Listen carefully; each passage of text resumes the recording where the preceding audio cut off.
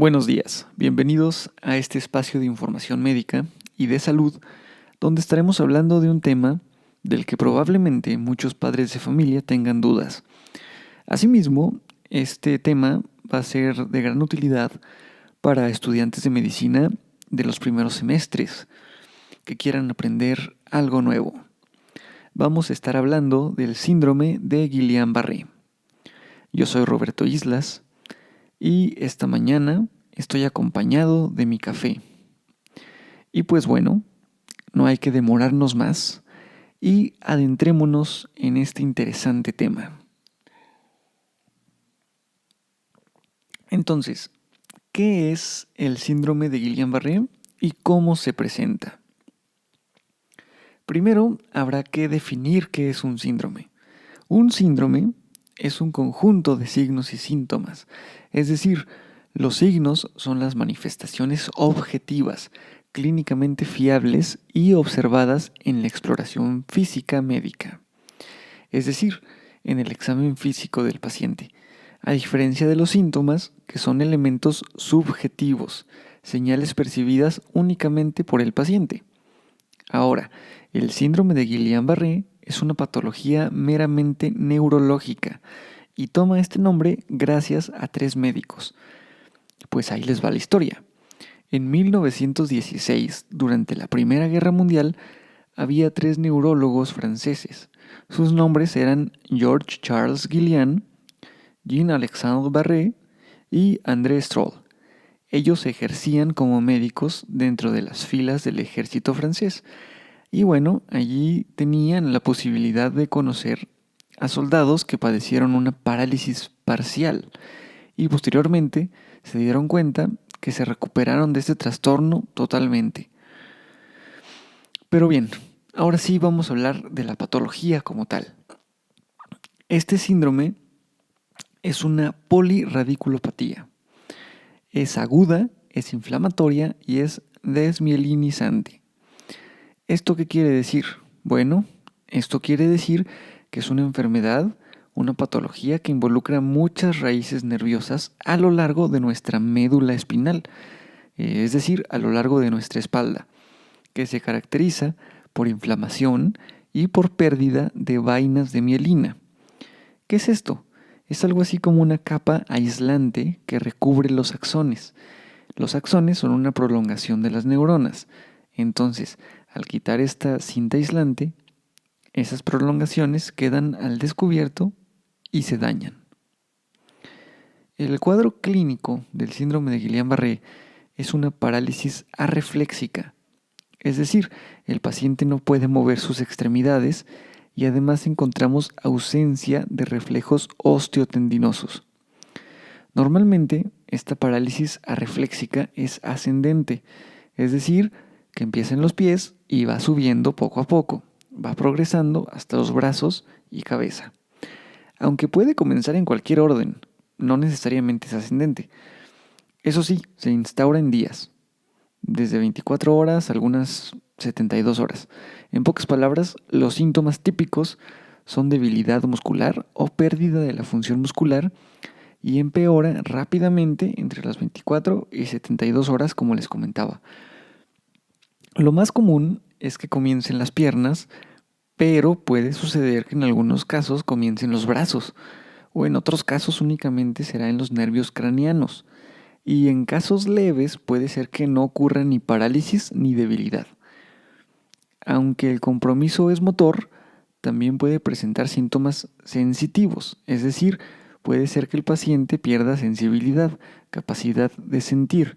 Pueden sentirse entumecidos en algunas partes del cuerpo hasta en un 20%. O también puede haber ataxia hasta en un 25%. ¿Qué es la ataxia? Pues es la falta de control muscular o falta de coordinación de los movimientos voluntarios, tales como caminar o recoger objetos. Finalmente, también puede haber síntomas del tronco encefálico. ¿Qué es esto?, se preguntarán ustedes. Bueno, estos síntomas del tronco encefálico son dificultad para masticar o deglutir los alimentos, por poner un ejemplo. Otros síntomas adicionales serían visión borrosa, dificultad para mover los músculos de la cara, palpitaciones o contracciones musculares.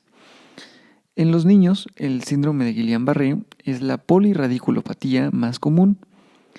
95% se recupera por completo entre los 6 y 12 meses después de haber iniciado. Ahora, ¿cuál es el antecedente más importante en el síndrome de Guillain-Barré? Bueno, es haber presentado una infección respiratoria o una infección gastrointestinal o haber recibido una inmunización en las 2 a 4 semanas previas. Los organismos que más se asocian con esta enfermedad son en orden de frecuencia: Campylobacter jejuni, Mycoplasma pneumoniae, virus de Epstein-Barr, el virus de la varicela, citomegalovirus y finalmente hepatitis. Asimismo, hay una incidencia importante en los pacientes que reciben la vacuna contra la influenza. El índice de antecedentes para el síndrome de Guillain-Barré en Estados Unidos es aproximadamente de 80 a 160 casos cada semana. Pero mucho ojo en esto. Esto es independiente de la vacunación. Los datos sobre la asociación entre síndrome de Guillain-Barré y vacunación contra influenza son variables e inconsistentes, digámoslo así.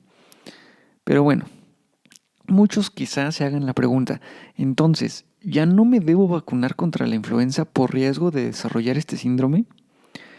Pues mi respuesta sería: es mejor vacunarse y protegerse de enfermedades infecciosas como la influenza. El riesgo de que puedas desarrollar este síndrome es mínimo. En una balanza riesgo-beneficio es mayor el beneficio que el riesgo. Así que es mejor vacunarse. Pero bueno, sigamos con el tema. ¿Qué hay sobre el diagnóstico diferencial del síndrome de Guillain-Barré? Es decir, si no es este síndrome, ¿qué otra cosa pudiera estar causando estos síntomas? Habrá que pensar en enfermedad de Lyme, síndrome de Caudequina, cono medular, miastenia gravis y neuropatías tóxicas. Pero no se preocupen, este diagnóstico diferencial lo realiza el médico tratante.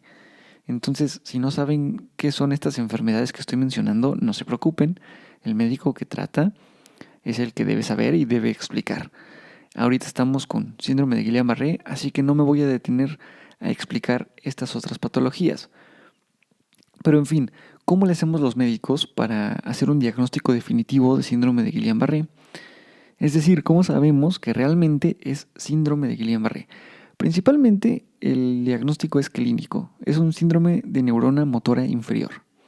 Las motoneuronas son un tipo de células del sistema nervioso que se encuentran situadas en el cerebro, específicamente en el área 4 de la carta de Brodmann y también en la médula espinal.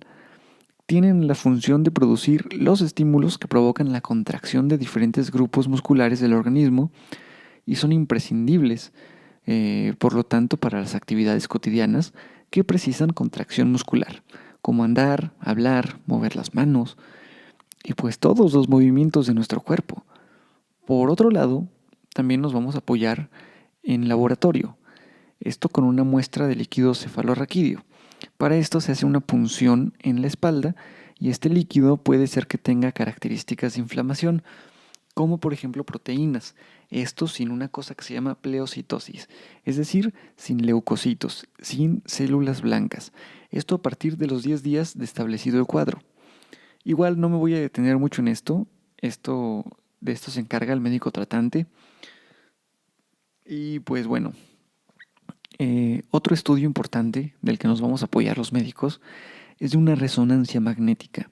A las 2 semanas, la resonancia magnética, que es un estudio de imagen de zona lumbosacra, es decir, de espalda baja, va a presentar reforzamiento de las raíces nerviosas con gadolinio.